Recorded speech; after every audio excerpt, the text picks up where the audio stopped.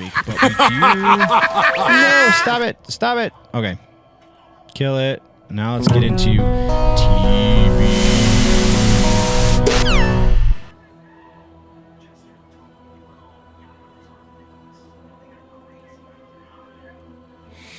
Starting this one off with a bummer as well. Oh, come on. Cooperate, computer.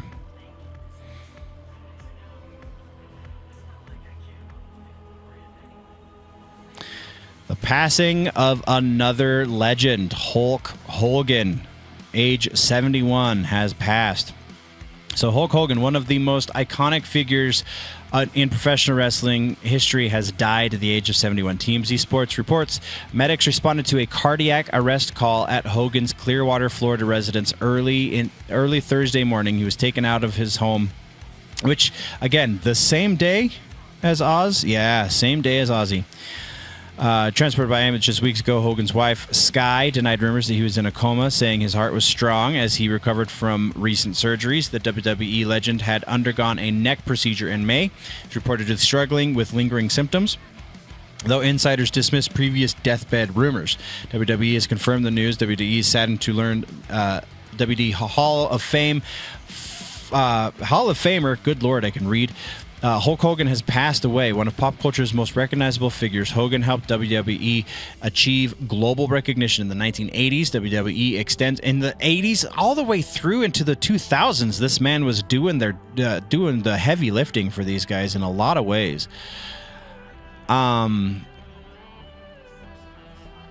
Born Terry Bollea, Hulk Hogan was the face of professional wrestling's explosion into mainstream pop culture during the 80s. His charisma, massive frame, and unmatched showmanship helped transform then WWF into a global phenomenon. Hogan's 1984 victory over the Iron Sheik marked the beginning of Hulkamania, a movement that inspired millions of kids to say their prayers and eat their vitamins. And also, his existence inspired a lot of kids to want to be in good shape and just be out there to fight the bad guys, right? So, like, people talking about how he may or may not have said something vaguely racist or overtly racist, like, people say stupid stuff. That doesn't mean that you disregard an entire career worth of positive energy. That's just insane. Anyway, his signature yellow and red look became instantly recognizable, and he packed 93,000 fans into the Pontiac Silverdome for his historic WrestleMania 3 match against Andre the freaking Giant. Hell yes. Beyond wrestling, Hogan became a household name through film, television, and media appearances, from Rocky III to Mr. Nanny and the VH1 reality show Hogan Knows Best. He helped carry the WWE's brand for beyond the ring, far beyond the ring. In '96, he shocked fans by turning heel and forming the villainous NWO, New World Order faction in the WCW, launching the Monday Night Wars and helping WCW briefly overtake WWE in ratings. That is when I was actively watching wrestling as a kid. I remember the battles between the two and which one was better and blah, blah, blah. Hogan later returned to WWE, recapturing fan love and even winning his 6th championship in 2002. Complicated legacy. Hogan was inducted into the Hall of Fame twice, first in 2005 as a solo inductee and again in 2020 as part of the NWO. He was temporarily removed from the Hall in 2015 following a scandal involving racist remarks caught on tape. Hogan later won a major lawsuit against Gawker for releasing the footage. Despite controversies, Hulk Hogan's legacy in professional wrestling remains unmatched. And yeah, just sad day in entertainment, let alone just anything else. But let's go to less sad things, and let's talk about a follow-up for a show that we've been keeping tabs on because it's a pretty good show over on Netflix, and that is Wednesday. Wednesday has been renewed for a season 3 just before the season 2 premiere. We are about 2 weeks away from the premiere of Season 2, and yeah, we now know that there will officially be a Season 3, which I can totally get behind. I'm excited for Season 2. I hope they don't screw it up again. I hope they do at least a little bit better than they did last time, but last time was pretty dang good anyway, so there you go. Let's continue on. This is kind of confirmation of rumor. We have Booster Gold series moves forward with David Jenkins writing the pilot. So we now know that this is actually a thing, and they're moving forward with it. The Booster Gold series is back in play. DC Studios and HBO Max are reportedly to be officially moving ahead with Booster Gold series. Via Deadline, Our Flag Means Death creator David Jenkins is writing the pilot. It's added that Jenkins is also expected to serve as showrunner if the series picks up. Update. Jenkins confirmed the news via Instagram. It's true, y'all. I'm writing a pilot about this lovable goofball for HBO Max. Honored to work for James Gunn and very happy to inherit this project from Danny McBride, two of my favorite heroes. Or my creative heroes, rather. So, yeah. Originally announced by DC Studios head James Gunn and Peter Safran over 2 years ago as part of their DC Universe reboot, Booster Gold was pitched as a unique comedy adventure about a fame-obsessed superhero from the future using basic technology to fake his way through the present. That's Booster Gold, though. That's just kind of how he is. So, yeah, pretty awesome. Let's move on. South Park. Oh, boy. This, I think, has even evolved since I did this because they've aired another episode. But let's talk about South Park for a moment, shall we? So, South Park finally has started airing new episodes for season, 27? Let's just read the article and then we'll go into, because I haven't watched it yet. I will watch it in spite of this, but I haven't watched it yet. So, Paramount Global, Park County, and South Park Digital Studios have signed a new 5-year deal with Trey Parker and Matt Stone. The agreement includes 50 new episodes and gives Paramount the exclusive global streaming rights to the full South Park library and all new episodes. So that is, 5 years and 50 episodes. That's 10 episodes a year for over $1 billion. Current 27th season kicks off today, so when this was written, the 23rd, on Comedy Central at 10 p.m. Eastern, streams tomorrow on Paramount+. For the first time, Paramount Plus will be the U.S. home for all South Park content, past and future. Includes all 26 previous seasons and new episodes going forward. The move solidifies Paramount Plus as the central streaming destination for the South Park franchise. There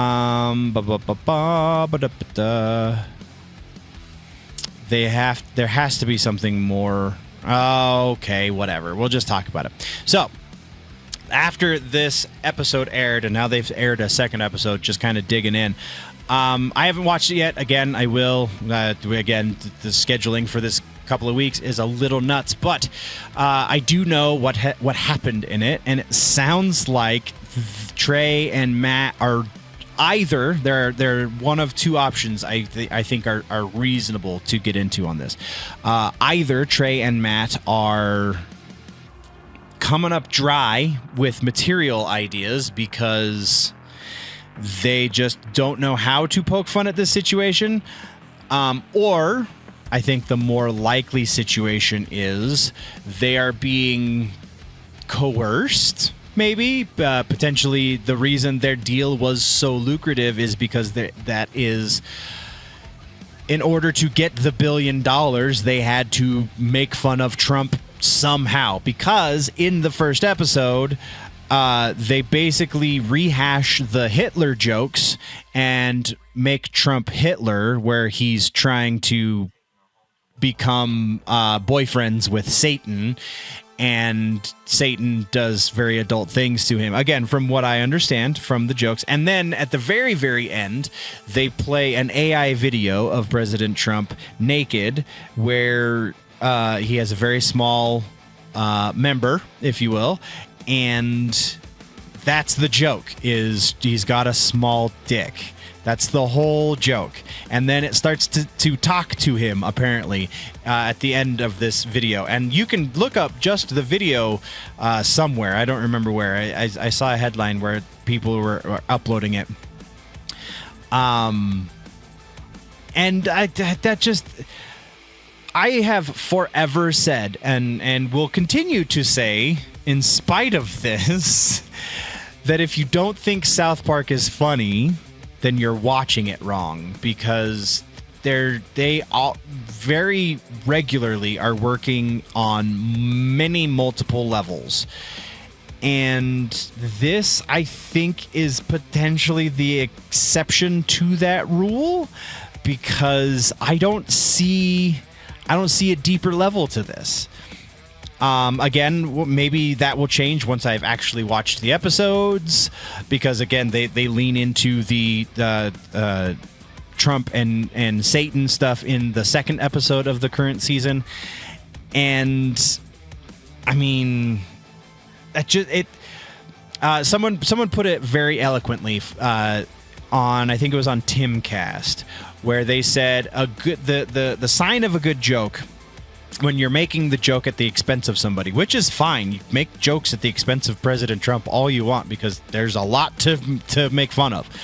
But the sign of a good joke in that instance is that you cannot replace the target of the joke with anyone else and have it still work. So, being as they already have made this joke at the expense of Adolf Hitler, and now they're just making the same joke at the expense of Trump, means it's kind of lazy inherently.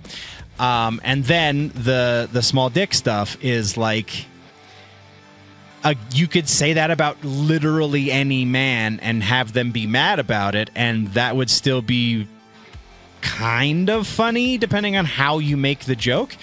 But for it to be something specific about a person, like, it's lazy if you aren't doing something that only applies to that person.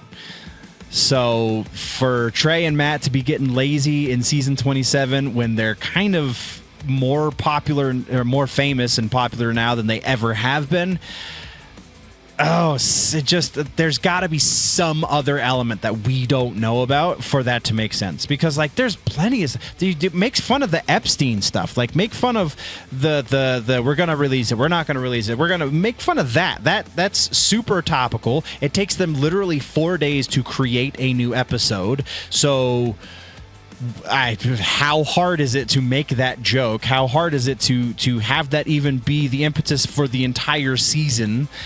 It just seems super, super tired, and I don't know, maybe that's just me. Maybe I'm an idiot. Somebody please correct me. But until that happens, we're going to move on. Next up is another real quick follow-up in the TV section. We have another, release date announced for, or renewal date rather, announcement for season 5 of Invincible. Invincible is officially getting a 5th season. Prime Video confirmed early renewal for the adult animated series, superhero series, while also noting that season 4 is scheduled to return in 2026. Announcement came with the casting news as well. Matthew Rice will join the voice cast for season 4. The series is developed by Skybound Entertainment via and Amazon MGM Studios and streams exclusively on Prime Video in over 240 countries and territories. Blah, blah, blah, blah, blah, blah. Season 3 broke records. Really? Became Prime Video's most watched animated season. Yeah. Okay, that's not really hard to do because they don't have a whole lot of quality when it comes to the animated stuff. So that's cool. Except for they have the Evangelion movies, so that's quality, but varying degrees. So then our last piece in TV streaming news comes from Engadget.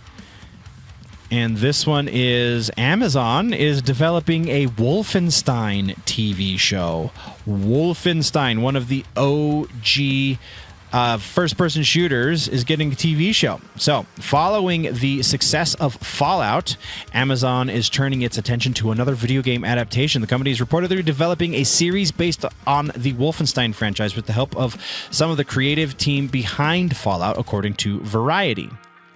The details of how the Wolfenstein show will adapt the alternate history action of the games are still under wraps, but the subject matter remains unfortunately timely. Oh, good lord! Come on, Engadget, stop inserting your opinions into this. This is not an opinion piece. Show's logline is the story of killing Nazis is evergreen, according to Variety, which seems like a direct acknowledgement of that fact. Ugh, get over it. Patrick Somerville, the writer and showrunner of Station 11, which is the other reason why I wanted to talk about this, because not only is Wolfenstein kind of an epic title that they haven't been able to do much with recently, like it has not been super successful of late, but Station 11, the guy who was the showrunner for Station 11, which is another franchise, is another series that was cool, was a really great concept, and for some reason just kind of fizzled out. So I'm super excited to see what this dude has to do. Writer-showrunner of Station 11 will reportedly serve as the writer of the Wolfenstein adaptation with Lisa Joy, who is Christopher Nolan's sister-in-law. She did with Jonathan Nolan, Christopher Nolan's brother. They did Westworld together. They also are responsible for the Fallout series. Athena Wickham and Jonathan Nolan, producing the show through their company, Kilter Films. The production company also made adaptation of William Gibson's The Peripheral for Amazon, which is fantastic. If you haven't watched it, you absolutely freaking must. It is a crying shame that did not get a proper second season because, oh my God, it was so good. The book I'm still working my way through, but the show was fantastic, and currently produces Fallout. While it might make sense to pair a new show with a brand new Wolfenstein game, the series has effectively been on hold since 2019. No kidding.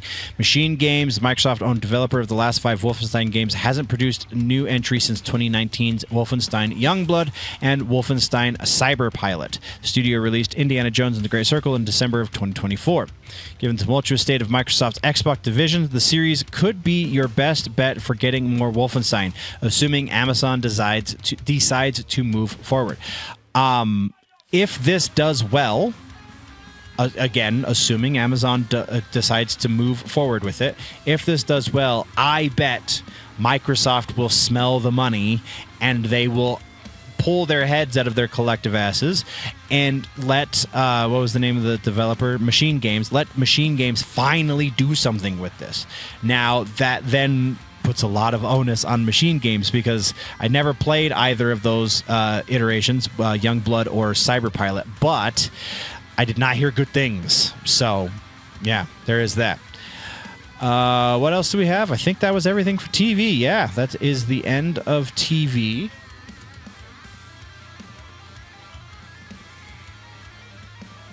All right, so let's get back to our notes and return to our regularly scheduled programming. We have this.